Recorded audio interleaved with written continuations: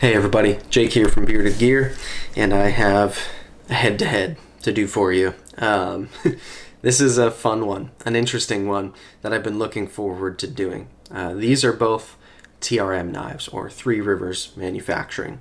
And I'll just say right now, so that I don't feel the need to say it again later, I really like Three Rivers Manufacturing. I think the people over there are great people. They've been very kind to me. In general, they're very nice. They do nice things in the community. They've contributed to one of my giveaways. They're great. And on top of that, they make awesome knives here in the US with US materials, and they're doing cool stuff over there. So shout out to TRM. I really like them. These two are the knives in their lineup that I think are most worthy of comparing against one another. I've already heard several people who have asked my opinion, which one they should chase, which one they should go after if they haven't had either. Or I've also just heard a ton of people who already have the Atom and plan on getting the Shadow and all that. I think these are knives that are being discussed with each other a lot, I guess is what I'm trying to say. So this is the TRM Atom. This one in particular, wow, that doesn't want to focus. This one in particular is the DLC blade. So it's 20 CV like all Atoms, but it is DLC coated.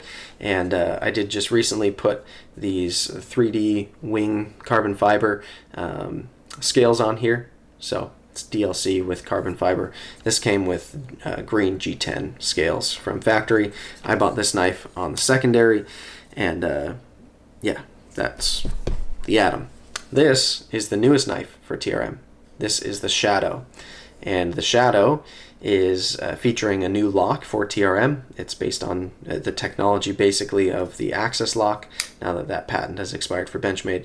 At TRM they call it the River lock. I find that I like the way that they do it at TRM. It functions quite well. My review of this knife was very positive. I like it a lot. My reviews of each of these knives independently have been very positive. So yeah, this one, I think it's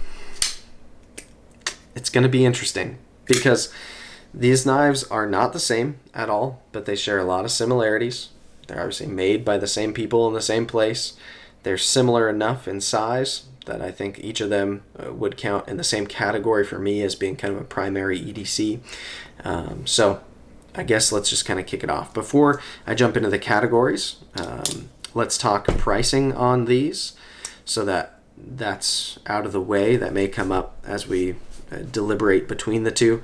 I've written down the list of things that I'm going to judge these on so that I don't forget, because I know I will if I didn't have them written down, but I haven't picked a winner before this. We're just going to go through, and I have spent a few minutes fidgeting with them, playing with them, so they're fresh in my mind, and I even carried the Atom today. So let's talk pricing, and then I'll name the categories, and then we'll jump right in. So I was looking on the TRM website just before shooting this to write this pricing down so I didn't get it wrong. The pricing on the Atom, the base price that I saw, was $189 for the Atom. I believe if you add things like micarta or carbon fiber scales, especially in these 3D machined ones, that price can go up a little bit, but base price on the Atom is $189. This one also has DLC. So I want to say I paid on the secondary for this one. I think it retailed originally for like $220 with the DLC blade and the green G10 that was on it. And I paid like $20 more than that. I think I paid $240 for this knife, if memory serves me correctly. So that's about what I'm in this for, not counting these carbon fiber scales. The carbon fiber scales I paid like another $120 for. So at the end of the day, I'm in this knife for like $360 the way it sits right now. But for the sake of calling it like the base price, call it $189. That's what it says on the site if you wanted to just get a basic Atom. The Shadow, oh sorry, I just got like a weird allergy thing. The Shadow is only available right now in this particular configuration. This is it, because this knife is brand new. They haven't started playing with different materials and finishes and stuff on it yet. They're just trying to get some of these made so people can buy them. So 20 CV blade, just like the Atom. This one is not DLC coated. That's not even an option on the Shadow yet, although I feel like with the name Shadow, that would be great. Wink wink, TRM, make some DLC ones, that would be sweet. Anyway, 20 CV blade. G10 handle scales. These are the only options on here. The only thing I've added are these little O-rings, which I purchased from TRM for a couple of bucks, and they just make it feel nicer for deployment, I guess. I like them on here, so I haven't taken them off. But yeah, so this one on the TRM website is listed at $279. So basically 190, 280. That's a pretty big difference. That's $90 worth of difference if my math is correct. So they're not super close in price, but to me they kind of are, because I paid like $240 for this and this one's $280 retail. So that seems relatively close to me. After I put these scales on it, I'm actually in this one for more than the shadow costs. But if we're being fair, $189, $279. That's what it says on the site. Okay, now let's talk categories, now that we're already like 6 minutes deep into this video. Sorry guys. That's why there's a fast forward feature if you hate hearing me ramble. So the 7 categories, as I always use, are looks, action, ergos, fit and finish, value, carry, and cutting. We're going to go over those 7 objects, 7 items, 7 criteria, and I will pick a winner. I don't think there are going to be any ties here. So basically, if one wins, it gets a point. The other one doesn't in that category. By the end, we'll see who has the most points, and that will be declared the winner. I imagine this one's going to be a little bit of a toss-up. Just thinking mentally right here, it's probably going to be fairly close. So let's just jump right in. Looks. If I'm being honest, I've said this before, this isn't earth-shattering information. The Atom, to me, is not one of the most handsome-looking knives in the world. I think, in particular, this version, the way that I've put this knife together, this is the coolest looking Atom, in my opinion, that there is. I love the way this Atom looks. The carbon fiber with the DLC and then the satin hardware, it just looks really, really cool to me. But that said, the shape of this knife, the profile of it, I don't find exciting at all. I think this is the coolest you can get this knife to look, but I don't have this knife at the end of the day for looks. The lines on the Atom just don't super appeal to me. I don't hate them. For a long time, I kind of put off buying TRM knives because I just wasn't crazy about this, like, just overall swoop, and everything looks kind of leaf shaped, but like not super dynamic. I don't know. I wasn't super into it. I don't think the Atom is an incredible looking knife. I do think the shadow looks a little bit better, so I'm going to give the point to the shadow. In fact, I'd definitely put it a couple notches above the Atom in the aesthetics category. Just, it looks a little bit, I don't know, it has more presence to it. I like this blade shape. It's got a little bit more funk happening. The handle shape looks more like a handle and less like it's all one thing with the blade. It just, to me, this knife looks a little bit better. So we're going to give looks to the shadow. That one is obviously very opinion based, so call it whatever you want. I'm going to give looks to the shadow. The second category is action. So these have 2 totally different lock types, and in result of that, or the result of that, I should say, is that they have very different actions. This one with the river lock on the shadow feels pretty good to me. You can see, for me, it's not impossible for me to fail on middle finger flicking or on thumb deploying this. Part of it is that I'm holding it for the camera right now in somewhat of an awkward angle. If I was doing this just me, it would be somewhere over here and it would be easy, but holding it up for the camera is a little bit weird. That said, the river lock functions pretty well. Compared to the Benchmade Axis lock, I find I like it. I wouldn't give the Axis lock any edge over the river lock. The inherent downside to this type of lock mechanism, in my opinion, is that it doesn't have a detent. Instead of having a detent like you would on a liner lock or a frame lock, it instead just has, it uses the lock bar. You can see when I pull, oh come on, when I pull here, that moves a little right down here, right? Because it's pressing against that, and it's using the kind of shape of the tang to have some tension that's holding it closed, so it will suck itself back in, right? But there's no like crisp break like a detent has. And so for that reason, deployment just doesn't feel as tactile. There's no pop like there is with a detent, and I prefer having a detent. This, again, as this type of lock goes, feels quite good to me. It's smooth. It does have the advantage of being very ambidextrous, and it's a different type of fidgety, right? Where you can use the lock itself to kind of play with it. That's all fine and dandy. But to me, deployment is the most important part of the action, and everything else kind of follows behind. This one is probably more fun to close. In fact, it's definitely more fun to close. But this one pops. This detent is very nice. As thumb stud knives go, I can thumb flick it. I can, again, I'm doing this weird so the camera can see me. I can middle finger flick it. It works quite well for thumb studs for me, and the detent is dialed really well. So if I press kind of forward on the knife, it pops every single time, deploys, locks up. It's great. On closure, it's not drop shutty. It's a thin, wispy little blade, and it's on washers. And I could probably get it a little smoother. It feels a little dry at the moment. I should probably add some KPL, but it's not a free dropper. Not trying to be, frankly. So I'm going to give action to the one that has a detent, because to me, I prefer having a detent. If you love Axis lock style knives, you'd probably prefer the Shadow, but I'm going to call it Atom for action. So we're 1-to-1 right now. Looks on Shadow, action on Atom. Ergos. All right. Ergos on the Atom. One of the things I've said about this knife since the first time I experienced it were that I think they're really, really good for how thin this knife is, because it's very thin. Even with these kind of 3D contoured scales, this is a super thin knife, and for how thin it is, it's very comfortable.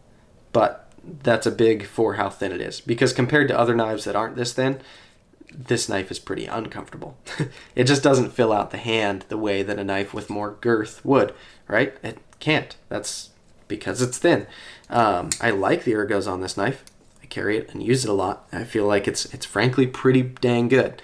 But it's not like a shining star in the ergos department. This, however, the Shadow, has awesome ergos for me. This forward choil is money, and using it choked up in that choil, no jimping anywhere, everything is smooth. These scales are contoured and rounded and machined with some cool texture, and they feel soft where you want them to feel soft, and they have texture where you want them to have grip. This ergonomically is an awesome knife. I love the ergos on the Shadow. So ergos are going to go to the Shadow. That's a no-brainer to me. All right, next category is fit and finish. So on here, I'm just going to talk about this with the scales that are on it, because they feel, frankly, pretty much the same as the G10 scales that were on it. They just look different because they're carbon fiber. Fit and finish on the Atom is very, very good. There aren't voids or anything in the carbon. It's all finished well. The G10, same thing. It was nice, well-machined carbon fiber. The liners nest into it perfectly. The lockup is nice. Everything is centered. The fit and finish on this knife is good. And I feel like at a sub $200 US-made knife, it's great fit and finish. The grinds are very nice. The DLC on this one in particular is really good DLC. I like the way that you can tell it's a very thin kind of film, and that it's adhered to the metal. Some DLC seems more like it's painted on. This seems like it's bonded to it. Just very, very nice, well put together knife. That said, this knife feels every bit like it does cost $100 more than the Atom to me. Even though it's G10 and that one's sitting there in carbon fiber, and I've also had one in micarta, this G10 is special. The way that they finish this G10, the attention to like the very hard to even see, I don't know if it'll even pick it up, like on the edges, there's machined in texture in places that just makes sense to have it, that you really don't notice with your naked eye until you feel it's there and then know to look for it. It's very nice. It's smooth, again, where you want it to be smooth. It's textured where you want it to have texture.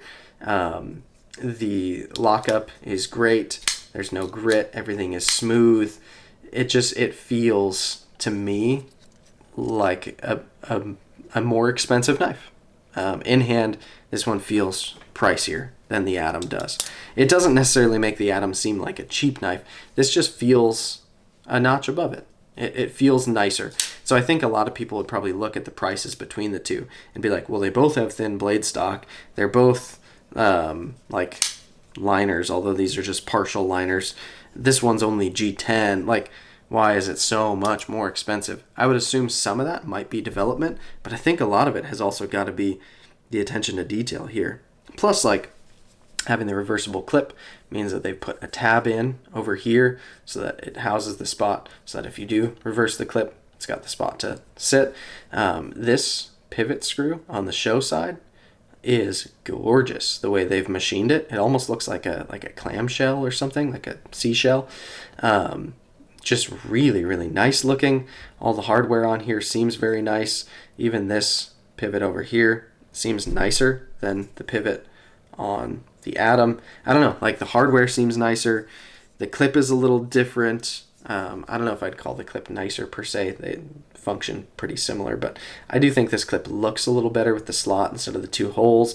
It just, yeah, I'm going to give fit and finish to the Shadow. It feels like it has nicer fit and finish. That said, the next category is value, and this is an interesting one because I just said, I'm sure you heard, I think the fit and finish seems like it's that $100 more. But it's really tough for me to say now here in the moment that the value should go to the Shadow. I don't think it should. The fact that both have such capable, thin, slicey, little 20 CV blades, when I think value in my mind, I guess this is interesting because it's how do you determine value. I feel like for me, when I look at TRM knives in particular, part of why I love them is because of their utility, because they are such great cutters. And I think you get so much cutting performance and so much carryability and good action and so much for the just sub $200 out of the Atom. And the Shadow, as much as it has all those little features that make it feel more expensive, I think the value has to go to the Atom. I don't know. I'm just I'm just spitballing here at the end of the day. But seriously, if someone messaged me right now and they were like, which one do you think is the better value? Like, I'm on a budget. I want to get the one that is like most worth the money it costs. I'd say get the Atom, I think. I think it's a really safe, like, that is a good value for a US built knife. Very good value. I think it's priced incredibly well for how much knife it is. And I feel like the Shadow feels like it's priced like about where it should be. Whereas the Atom is like, how did you get it that low? So we'll call it that. All right, so where does that leave us? The Atom got action and value. The Shadow is up 3-2 then because it got looks, ergos, and fit and finish. So we've got 2 categories left. And the next one is carry. All right. Both of these knives are pretty similar in length. Not enough difference in like length that I would notice it in pocket, if we're being honest. It'd be pretty difficult to tell the difference. The Shadow, however, is a little bit wider. And the big difference is going to be the thickness of the two. The Atom is noticeably thinner. And to me, one of the biggest contributing factors to a knife being really, really good to carry, or really bad to carry, is its thickness this way. If it's very thin, it's going to be comfortable. That's just, to me, it means so much. And the comfort of carry when it's thin. This being a little thicker, you feel it more in pocket. It does feel thicker in pocket. It also feels heavier. This, I don't notice a difference, to be honest, between these carbon scales and the G10 scales. It feels like a featherweight to me either way. And the Shadow does feel heavier than it. Like I already mentioned, both these pocket clips functionally, to me, they function pretty much identically. You will notice the Atom clip does seem to come right all the way to the butt end of the knife, whereas this leaves, what, like a millimeter or two where it'll stick out past your pocket. Negligible difference there. But yeah, I think for thinness and lightness, it's going to go to the Atom. But they both carry super well. Both of these knives are phenomenal in pocket. Just going to give the edge to the Atom there. All right, last category then is cutting performance, and we're at a tie, aren't we? 3-3. That's interesting. All right, so cutting performance on these two, that is tough. These are both 20 CV. They're both flat grinds. Each of them have a very tall flat grind for the size and shape of the blade. On the Atom, you get a little bit more cutting edge because there's a little bit more blade length. The tip is also a little bit more precise on the Atom than it is on the Shadow, but both have very good tips, both have very great grinds. Both of them are about as thin as each other behind the edge. It really, to me, with my finger calipers, is hard to tell between the two of them. That's tough. I think, honestly, it's going to be by a hair on this one as well. But I think when I really think about it, and I've cut a good amount with both of these at this point, I think I have to give the edge to the Atom.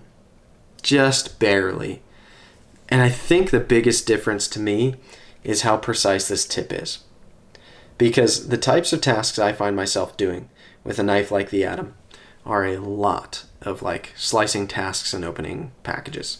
Cutting the tape on the cardboard, opening the box up, pulling the stuff out, and then processing the cardboard for the dumpster. I've cut apples with it as well.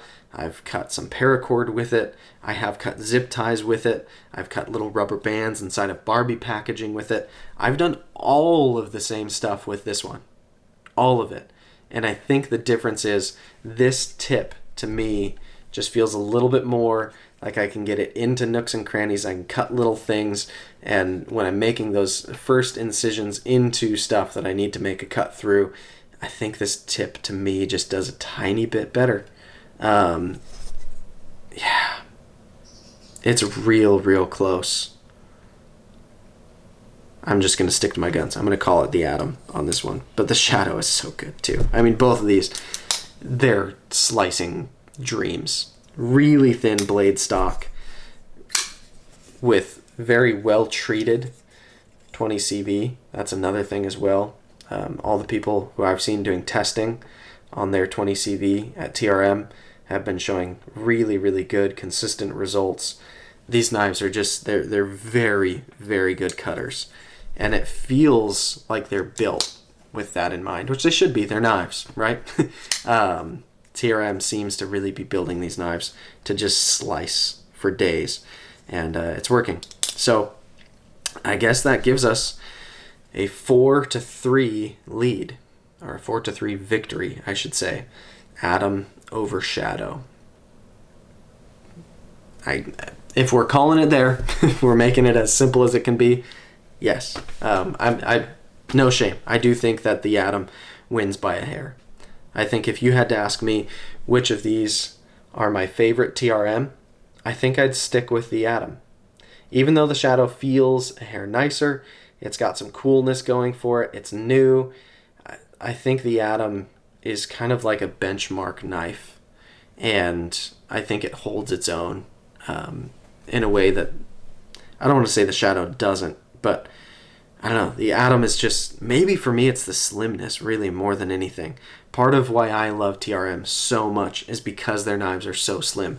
The Atom, the Neutron, these knives are just incredibly thin, and it makes them so comfortable to carry. And the way that they're able to dial in the ergos and everything along with it so that it's actually still such a usable knife, that's what really makes their knives stand out as unique to me. And the Shadow just gets a little bit thicker.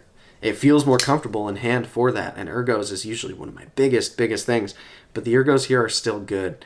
And even though this one's a little bit better because of that thickness, I think maybe I wish, as I'm like off in the weeds now in my own head, I wish that this was maybe just as thin as this. I think then this would be a different ball game. But anyway, the Atom is the winner. There you have it. So we'll call it there. The Atom wins 4-3. No shame. There it is, guys. All right, thanks for watching, and hopefully you enjoyed it. We'll see you on the next one.